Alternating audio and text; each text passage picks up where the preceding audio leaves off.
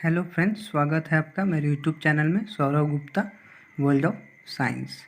पिछले वीडियो में हम लोग ने रेस्पिरेशन के बारे में पढ़ा था कि कैसे लंग्स में एयर अंदर जाता है हायर कंसंट्रेशन से लोअर कंसंट्रेशन में। इस बार हम लोग ट्रांसपोर्टेशन के बारे में पढ़ेंगे। तो सबसे पहले ट्रांसपोर्टेशन इन ह्यूमन बींग में ट्रांसपोर्टेशन कैसे होता है। So the transportation in human being is done by the circulatory system. जो ह्यूमन बींग में ट्रांसपोर्टेशन होता है वो सर्कुलेटरी सिस्टम के द्वारा होता है। जैसे हम लोग का नर्व हो गया, नर्व सेल हो गया, जो हम लोग का आर्टरीज, वेन, इस सब के द्वारा कंट्रोल एंड कोऑर्डिनेटेड मैनर में ट्रांसपोर्टेशन होता है। The circulatory system in human mainly consist of blood vessel and heart. Circulatory system जो ह्यूमन में होता है इसमें ब्लड वेसल और हार्ट होता है। It is responsible for the supply of oxygen, nutrient, removal of carbon dioxide and other excretory product. It also helps to fight the infection. ये सब ऑक्सीजन सप्लाई करने में, न्यूट्रिएंट सप्लाई करने में और कार्बन डाइऑक्साइड का रिमूवल हम लोग ने देख ही लिया कि कैसे जो ब्लड है, जो डीऑक्सीजनेटेड ब्लड है वो लंग्स में आता है और वहाँ पे वो ब्लड में ही मिलकर आता है, डीऑक्सीजनेटेड ब्लड लंग्स के पास, और वहाँ से ऑक्सीजनेटेड होकर फिर हार्ट में जाता है। सो हार्ट और pump, it is a muscular organ which is a big as our fist. Fist मतलब हम लोग का जो मुट्ठा होता है, उसके जब हम लोग मुट्ठा को अपने हार्ट के पास रखेंगे तो हम लोग का हार्ट उतना ही बड़ा होता है। ये मस्कुलर ऑर्गन है। The heart is divided into 4 chambers which involve in the transportation of oxygenated और डीऑक्सीजनेटेड ब्लड। हार्ट जो है हम लोग का 4 चैम्बर हार्ट है। हम लोग जहाँ पिछले क्लास में हम लोग ने पढ़ा है क्लास 9th में कि ह्यूमन हम लोग 4 चैम्बर हार्ट होते हैं, ममाल होते हैं और वार्म ब्लडेड होते हैं। तो the upper 2 chamber is called आर्टिया and the lower 2 chamber is called ventricles. The carbon dioxide rich blood has to reach the lungs for the carbon dioxide to be removed.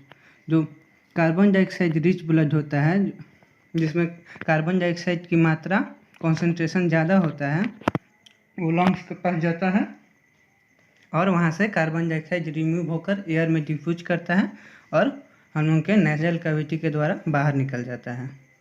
The oxygen rich blood, जो oxygen का concentration जिसमें ज़्यादा होता है, वो lungs से फिर heart के पास जाता है, जहाँ से वो पूरे बॉडी में ट्रांसफ़र होता है। The flow of blood through the heart is as follow. जो ब्लड का फ्लो है हार्ट में, हार्ट से कैसे होता है ब्लड का फ्लो, वो हम लोग देखेंगे। तो सबसे पहले वेन्स होता है, जो deoxygenated blood, veins collect deoxygenated blood from the different parts of the body. जो वेन्स होता है वो डीऑक्सीजनेटेड ब्लड कलेक्ट करता है।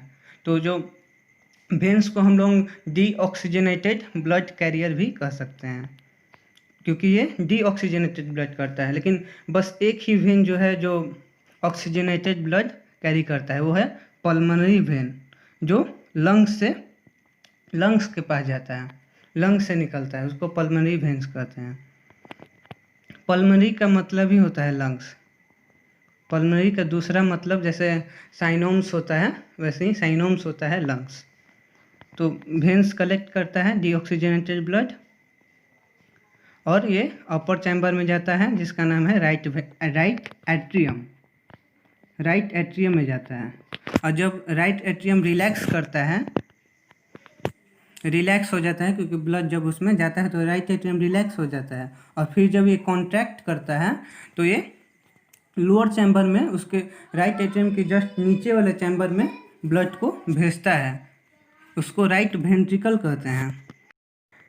From right ventricle the blood pumps to the pulmonary arteries, then to the lungs for oxygenation. और फिर right ventricle से ये लंग्स के तरफ जाता है एक तो पल्मोनरी आर्टरीज के द्वारा। जहाँ पे इसका ऑक्सीजनेशन होता है, जो हमने लंग्स का जब हम लोग ने पढ़ा था तो पढ़ लिया था कि कैसे ऑक्सीजनेशन होता है और कैसे एल्वुलाई में जो डीऑक्सीजनेटेड ब्लड जाता है और फिर वहाँ से ऑक्सीजनेटेड हो जाता है। From lungs oxygen rich blood go to the pulmonary vein and then to the left atrium. और लंग से फिर oxygen rich blood pulmonary vein में जाता है। और मैंने बताया कि यही पल्मोनरी वेन है जो सिर्फ ये जो ऑक्सीजन रिच ब्लड कैरी करता है, बाकी सब डीऑक्सीजनेटेड ब्लड कैरी करता है। और यही पल्मोनरी आर्टरीज है जो डीऑक्सीजनेटेड ब्लड कैरी करता है और बाकी सब ऑक्सीजनेटेड ब्लड कैरी करता है। And then to the left atrium. और लंग से ऑक्सीजनेटेड ब्लड पल्मोनरी वेन के द्वारा लेफ्ट एट्रियम में जाता है। तो फिर from the left atrium relaxes when it is collecting this blood. तो जो लेफ्ट एट्रियम है वो रिलैक्स कर देता है जब ब्लड इसमें आ जाता है। It then contract. और फिर जब लेफ्ट एट्रियम कॉन्ट्रैक्ट करता है तो while the next chamber the left ventricle relaxes. तो ये जब कोई कॉन्ट्रैक्ट करता है लेफ्ट एट्रियम तो ये लेफ्ट वेंट्रिकल में जाता है ब्लड और फिर लेफ्ट वेंट्रिकल रिलैक्स करता है। So the blood is transferred to left ventricle. When the left ventricle contract. और जब लेफ्ट वेंट्रिकल कॉन्ट्रैक्ट करता है तो in turn the blood is pump to the arteries. और जब लेफ्ट वेंट्रिकल कॉन्ट्रैक्ट करता है तो ब्लड पूरे आर्टरीज में जाता है जहाँ से वो पूरे ब्लड में ट्रांसफ़र होता है। From arteries and from where the oxygenated blood is pump to the different parts of the body. और आर्टरीज से ही oxygenated blood different parts of the body में चला जाता है। अब ब्लड वेसल्स किसको कहते हैं, क्या होता है? The blood vessels carry blood throughout the body. जो ब्लड वेसल है ये ब्लड कैरी करता है। There are 3 types of blood vessels, arteries, vein and blood capillaries. Arteries carry oxygenated blood and veins carry deoxygenated blood. हम लोगों के body में 3 types of blood vessels होते हैं। आर्टरीज जो ऑक्सीजनेटेड ब्लड कैरी करता है, वेन्स जो डीऑक्सीजनेटेड ब्लड कैरी करता है, और ब्लड कैपिलरीज। ये ब्लड कैपिलरीज एक सेल के बराबर पतला होता है जिसमें एक ही ब्लड सेल जा पाता है। ये ब्लड कैपिलरीज में इतना पतला होता है। Arteries carry oxygenated blood, artery जो है ऑक्सीजनेटेड ब्लड कैरी करता है, और veins deoxygenated. Gaseous exchange takes place between the blood and cells at capillaries. जो गैसियस एक्सचेंज होता है वो कैपिलरीज के द्वारा ही होता है डिफरेंट सेल्स में। तो नोट में देख लीजिए हम लोग क्या होता है। The valves ensure that the blood does not flow backward when the arteries or ventricle contract। जो हम लोग का 4 चैम्बर हार्ट होता है उसमें हर एक चैम्बर के बीच में valves होता है। ये एक फ्लैप लाइक स्ट्रक्चर होता है जो वो हर एक चैम्बर पे लगा हुआ रहता है। आर्टरीज पे भी, ये अयोटा पे भी लगा हुआ रहता है। अयोटा जो बिगेस्ट आर्टरीज है उसको अयोटा कहते हैं। इसका आगे डायग्राम हम लोग देखेंगे। तो valves ensure that the blood does not flow backward when the arteries or ventricle contract। जब आर्टरीज और वेंट्रिकल कॉन्ट्रैक्ट करता है तो ये valves ये श्योर करता है कि ब्लड बैकवर्ड फ्लो में ना जाए। तो ये हम लोग का ब्लड फ्लो ऑफ ब्लड का एनसीईआरटी से ही मैंने डायग्राम बनाया है। जो ये वेना कावा है, जो बिगेस्ट वेन है उसको वेना कावा कहते हैं, और जो बिगेस्ट आर्टरीज है इसको अयोटा कहते हैं। तो सबसे पहले वेना कावा से लोअर बॉडी से ब्लड जाता है राइट एट्रियम में, और फिर लेफ्ट वेंट्रिकल में जाता है, और फिर लंग्स के पास जाता है, और लंग्स पास जाता है, और फिर आता है यहाँ पे लेफ्ट एट्रियम में, फिर लेफ्ट वेंट्रिकल में आता है, फिर लेफ्ट एट्रियम में जाता है, और जहाँ से पूरे बॉडी में ब्लड चला जाता है। और ये डबल सर्कुलेशन हम लोग के बॉडी में होता है। आइए देख लीजिए डबल सर्कुलेशन किसको कहते हैं। जब वेना कावा से ब्लड हार्ट में आता है तो फिर हार्ट से फिर लंग्स में जाता है, और लंग्स से फिर लंग्स का जो कैपिलरीज है वहाँ पे जाता है, फिर पल्मोनरी वेन में जाता है, और फिर पल्मोनरी वेन में जाकर फिर अयोटा से बाहर निकलकर पूरे बॉडी में जाता है, और फिर ऐसे ये सर्कुलेशन चलते रहता है। तो पहले बॉडी से लंग्स हार्ट पर आया, और फिर हार्ट से लंग्स में गया, और फिर लंग्स से बॉडी फिर हार्ट में आया। इसीलिए जब हार्ट के पास 2 बार ब्लड आया, इसीलिए इसको डबल सर्कुलेशन कहते हैं। Systematic representation of transport and exchange of oxygen and carbon dioxide. तो डिफरेंस बिटवीन आर्टरीज और वेन, आर्टरीज और वेन में क्या डिफरेंस है ये देख लिया जाए। An arteries carry oxygenated blood from the heart to the body parts except pulmonary arteries. Artery जो है ऑक्सीजनेटेड ब्लड कैरी करता है except pulmonary artery, pulmonary artery को छोड़कर। और vein carry deoxygenated blood from body parts to the heart except pulmonary vein, और जो vein है डीऑक्सीजनेटेड ब्लड कैरी करता है except pulmonary vein. It has thick and elastic wall, जो arteries का थिक और इलास्टिक वाल होता है, और वेन्स में it has comparatively thinner and less elastic wall. जो आर्टरीज का वाल है वो थिक होता है, लेकिन जो वेन्स का वाल है वो थिनर और लेस इलास्टिक होता है, क्योंकि आर्टरीज में ऑक्सीजनेटेड ब्लड जाता है जिसमें प्रेशर बहुत ज़्यादा होता है, और जो वेन है उसमें डीऑक्सीजनेटेड ब्लड जाता है जिसमें प्रेशर बहुत कम होता है। इसीलिए आर्टरीज का जो वाल है वो थिक होता है और इसका थिन होता है।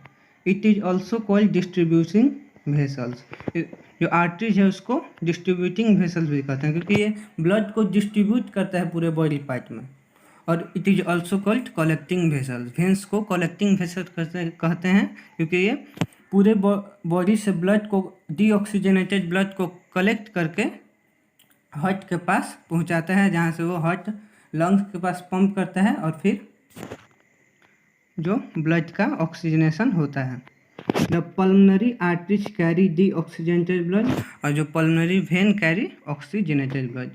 Pulmonary arteries deoxygenated blood carry करता है, और pulmonary vein oxygenated blood carry करता है। Blood flow under the pressure through an arteries, ये मैंने अभी अभी बताया। जो ब्लड है वो प्रेशर से फ्लो करता है आर्टरीज में, क्योंकि ये ऑक्सीजनेटेड ब्लड होता है। और जो blood flows no longer pressure through a vein, और वेन में जब जाता है तो इस पर प्रेशर नहीं होता है, क्योंकि ये डीऑक्सीजनेटेड ब्लड होता है।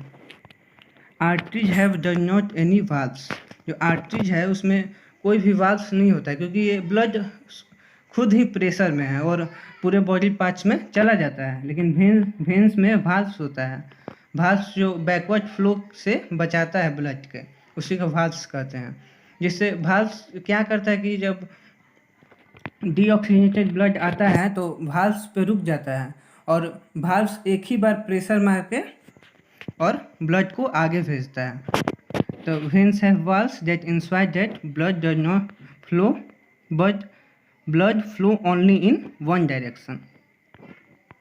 Capillaries. The artery divides into smaller and smaller vessels to bring the blood in contact with all individual cell. जो आर्टरीज होता है डिवाइड होता है smaller and smaller portion blood vessels में, to bring the blood in contact with all individual cell, ताकि जो हर एक cell के पास ब्लड जा सके, ऑक्सीजनेटेड ब्लड जा सके। तो जो smallest vessels have valves which are 1 cell thick and are known as capillaries. जो कैपिलरीज होता है स्मॉलेस्ट ब्लड वेसल्स वो 1 सेल थिक होता है, ये मैंने बताया था, इसी को कैपिलरीज कहते हैं। This capillary then join together to form veins, और ये कैपिलरीज फिर जाके ज्वाइन होता है और वेन्स बनाता है, जहाँ से डीऑक्सीजनेटेड ब्लड लंग्स में चला जाता है। तो ब्लड क्या होता है, ब्लड के बारे में जान लिया जाए। It is a fluid connective tissue, ये फ्लूइड कनेक्टिव टिश्यू है जो हम लोग ने क्लास 9th में पढ़ा था कि blood is a fluid connective tissue. The solid component of blood are, जो ब्लड का सॉलिड कंपोनेंट है जैसे RBCs, red blood corpuscles. It carry oxygen and carbon dioxide and also contain hemoglobin which impart red colour to the blood. जो oxygen carry करता है RBC और carbon dioxide, और ये हीमोग्लोबिन कंटेन करता है जो ब्लड को आरबीसी को रेड कलर प्रोवाइड करता है। WBC white blood corpuscles, it provide body defence by engulfing the germs and produces antibodies. जो ये जर्म्स से बचाता है बॉडीज को और एंटीबॉडीज करता है। जब हम लोग के बॉडी में जर्म्स आ जाता है तो उसको मारने में मदद करता है डब्ल्यूबीसी। ये हम लोगों ने पिछले क्लास में पढ़ा हुआ है, क्लास 9 क्लास 8 में। प्लेटलेट्स किसको कहते हैं? During any injury it helps in clotting of blood at a site of injury. हम लोग को जब घाव लग जाता है तो देखते हैं एक तो रेडिश कलर का जो एक प्लेट चढ़ जाता है, प्लेट मतलब परत चढ़ जाता है उस घाव के ऊपर, उसी को प्लेटलेट्स कहते हैं। ये ब्लड में जो प्लेटलेट होता है उसी के कारण होता है। तो इंजरी में जो क्लॉटिंग होता है ब्लड का, जो इंजरी के साइट पर, उसी प्लेटलेट के द्वारा ही होता है। लिक्विड कंपोनेंट क्या होता है ब्लड में? Plasma, it is a yellowish fluid which is 90% water and 10% organic substance. ये येलोइश फ्लूइड होता है जो 90% वाटर होता है और 10% organic substance. It transport food, carbon dioxide and nitrogenous waste in dissolve form. और ये food, water, carbon dioxide, nitrogenous waste ये सब कैरी करता है। नाइट्रोजनियस वेस्ट में जैसे अमोनिया हो गया। अमोनिया जो है वो लीवर के द्वारा, नाइट्रोजनियस वेस्ट जो है अमोनिया वो लीवर के द्वारा टूटकर और यूरिन में बदल जाता है। लिम्फ किसको कहते हैं? दो the pores present in the walls of capillaries, some amount of plasma, protein and blood cells escape into the intracellular spaces in the tissue to form the tissue fluid और lymph। जो pores present होता है capillaries में, वो plasma रहता है, उसमें protein रहता है, ब्लड सेल, वो इंट्रासेलुलर स्पेस में स्केप करता है, मतलब चला जाता है, और इसी से एक टिश्यू बनता है जिसको लिम्फ कहते हैं। It is similar to the plasma, ये प्लाज्मा की तरह ही होता है, plasma of blood, but colourless, but इसका कलर नहीं रहता है। एंड कंटेन लेस प्रोटीन, और इसमें प्रोटीन भी कम रहता है। It carry digested and absorb fat from the intestine and drones access fluid from the extra cellular space back into the blood. और ये डाइजेस्टेड फूड, एब्जॉर्ब फैट, ये सब carry करता है इंटेस्टाइन से, और फिर से ये एक्सेस फ्लूइड जो होता है एक्स्ट्रा सेलुलर स्पेस में, उसको ब्लड में फिर से ट्रांसफ़र कर देता है। और हम लोग ने जो डायग्राम से डबल सर्कुलेशन देखा था उसका डिफिनेशन देख लिया जाए। Blood circulates through the heart twice, once it goes through the heart during pulmonary circulation. Pulmonary circulation मतलब हम लोगों ने बताया था anything related to lungs is called pulmonary. कोई भी चीज़ जो लंग्स से रिलेटेड हो उसको पल्मनरी कहते हैं। तो पल्मनरी सर्कुलेशन होता है जब बॉडी से वेंस के द्वारा हार्ट के पास आता है, हार्ट से जब लंग्स के पास जाता है ऑक्सीजनेटेड के लिए, और वहाँ से फिर जब लंग हार्ट के पास आता है उसको पल्मनरी सर्कुलेशन कहते हैं। और सेकेंड टाइम जब हार्ट में जाकर और फिर डिफरेंट बॉडी पार्ट्स में आता है उसको सिस्टमैटिक सर्कुलेशन कहते हैं। Hence blood circulate the heart twice, और ब्लड जो है हार्ट के पास 2 बार आता है, इसीलिए हम लोग के ह्यूमन में डबल